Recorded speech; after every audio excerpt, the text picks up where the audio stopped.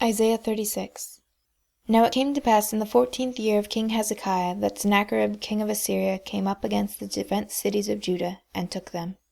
And the king of Assyria sent Rabshakeh from Lachish to Jerusalem unto King Hezekiah with a great army, and he stood by the conduit of the upper pool in the highway of the fuller's field. Then came forth unto him Eliakim, Hilkiah's son, which was over the house, and Shebna the scribe, and Joah, Asaph's son, the recorder. And Rabshakeh said unto them, Say ye now to Hezekiah, Thus saith the great king, the king of Assyria, What confidence is this wherein thou trustest? I say, sayest thou, but they are but vain words, I have counsel and strength for war. Now in whom dost thou trust, that thou rebellest against me? Lo, thou trustest in the staff of this broken reed, on Egypt, whereon if a man lean, it will go into his hand and pierce it. So is Pharaoh king of Egypt to all that trust in him. But if thou say, We trust in the Lord our God, is it not he whose high places and whose altars Hezekiah hath taken away, and said to Judah and to Jerusalem, Ye shall worship before this altar?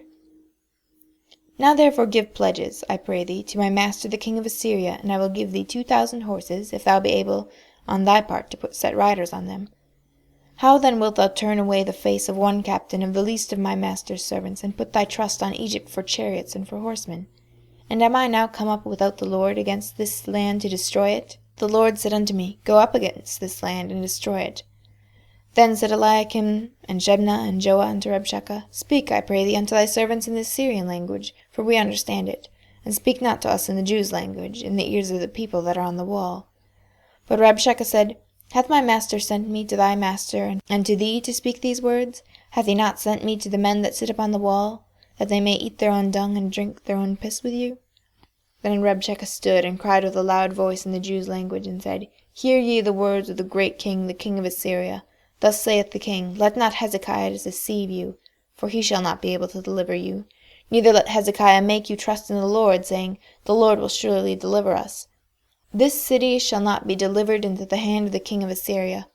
Hearken not to Hezekiah, for thus saith the king of Assyria, Make an agreement with me by a present, and come out to me, and eat ye every one of his vine, and every one of his fig tree, and drink ye every one the waters of his own cistern, until I come and take you away to a land like your own land, a land of corn and wine, a land of bread and vineyards.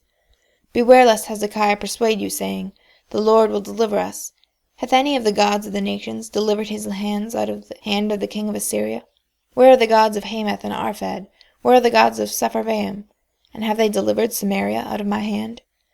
Who are they among all the gods of these lands that have delivered their land out of mine hand, that the Lord should deliver Jerusalem out of my hand? But they held their peace, and answered him not a word, for the king's commandment was, saying, Answer him not.